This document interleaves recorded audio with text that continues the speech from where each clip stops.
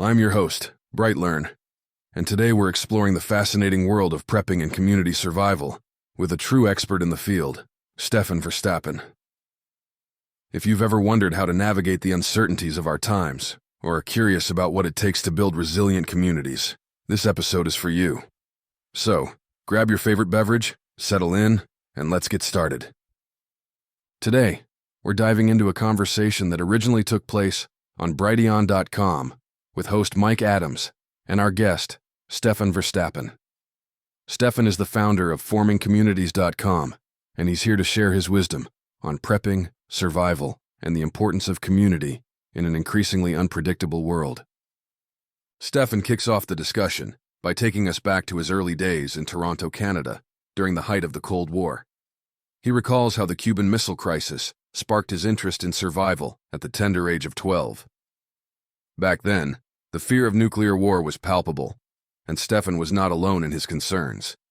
He describes how the threat of nuclear annihilation was a constant source of anxiety, leading him to become a prepper long before the term was popularized. As Stefan shares his journey, it's clear that his experiences have shaped his perspective on preparedness.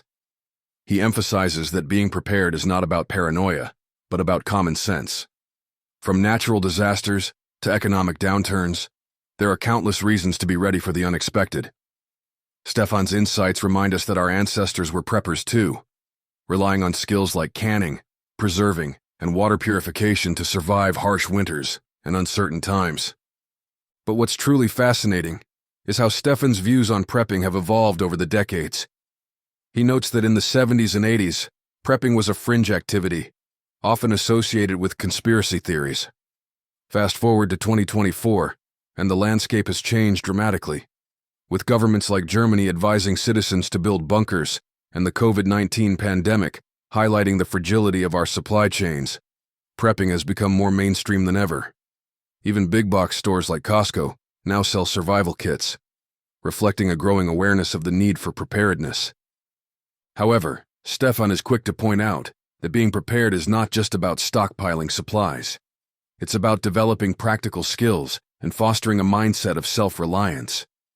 He shares a story about a young man who didn't know how to fix a flat tire, highlighting a troubling trend. A generation increasingly disconnected from basic life skills. Stefan's experience as a kung fu instructor and mentor underscores the importance of teaching young people how to be self-sufficient and resilient.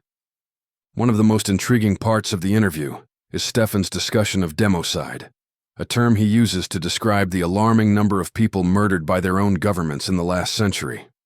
He cites conservative estimates of 239 million deaths, a number that dwarfs the casualties of all wars combined. This chilling statistic underscores Stefan's belief that our worst enemy is often the very government that is supposed to protect us. He warns that the people responsible for past atrocities are still around, and the threat of democide is as real as ever. As the conversation progresses, Stefan emphasizes the importance of community in survival. He shares his experiences with forming communities, noting that the key to success is operational security and a democratic approach. His current community, located in a rural area with a strong Amish and Mennonite presence, operates without a website or social media presence, relying instead on word of mouth and personal connections. This low-profile approach is crucial for avoiding unwanted attention and ensuring the safety of the group. Stefan also addresses the challenge of dealing with non-preppers in a crisis. He explains that his community has a policy of setting aside 10% of their resources for the greater community, reflecting a commitment to mutual aid and support. However, he emphasizes that this is not a handout. It's an invitation for others to join in the effort to become self-sufficient. Stefan believes in a meritocracy where everyone contributes and benefits, fostering a sense of shared responsibility and cooperation. Finally, Stefan offers some practical advice for those just starting their prepping journey. He stresses the importance of focusing on food self-sufficiency first, followed by medicine and other essential supplies. He recommends stockpiling at least a year's worth of food and gradually building up skills like gardening and animal husbandry. Stefan's approach is grounded in historical precedent, drawing on the wisdom of our ancestors to navigate the challenges of the present. And there you have it, folks. A deep dive into the world of prepping and community survival with Stefan Verstappen. His insights remind us that preparedness is not just about surviving, but thriving in the face of adversity. Whether you're a seasoned prepper or just starting out, there's something to learn from Stefan's wealth of experience and knowledge.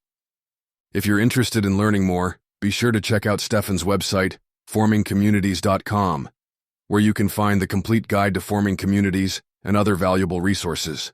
And don't forget to share this episode with your friends and family. The more people who are prepared, the stronger our communities will be. Thank you for tuning in to the BrightLearn podcast. I'm your host, BrightLearn, and I'll see you next time with more fascinating conversations and insights.